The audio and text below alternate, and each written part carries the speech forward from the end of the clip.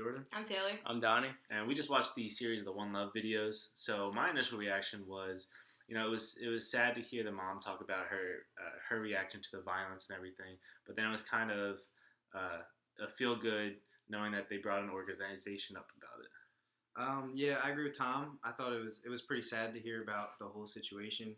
I thought hearing about the guy when he went to court and how they made him kind of look like a little boy, I thought that was pretty messed up. Yeah, I agree with both of them. I thought it was interesting because how that a situation similar to that happened here, so it was interesting to hear it at a different school too.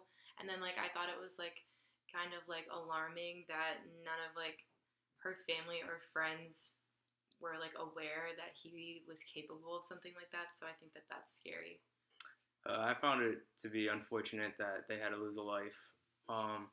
But to come out with an app that is most likely going to change the way that we view these kinds of situations is good to have. Something I learned from these videos were the symptoms and the signs of domestic violence and, really what you can be aware and looking for.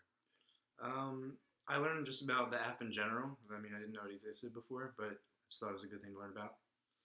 Yeah, that's what I never knew that there was an app, and not even just one anymore. They said that there's 3 that the first one can help you to determine if you're in that type of situation or if your friend is, and then the second one can help you take steps to figure out how to resolve the issue.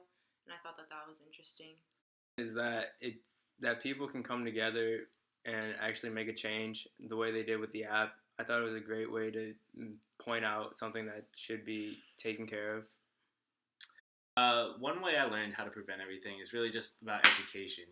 If you educate people about the signs of domestic violence, you have a better chance of stopping it before something bad happens. I think prevention would just be, paying attention to the signs and watching out for your friends when you see there could be something wrong going on in their relationship.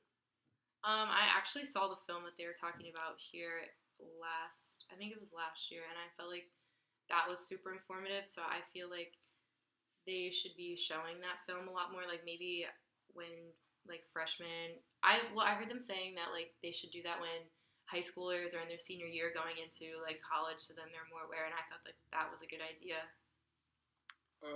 This is going back to what Tom said about just educating people with the signs and symptoms. I think it's definitely important to even have younger kids know about what's going on. Thanks for watching.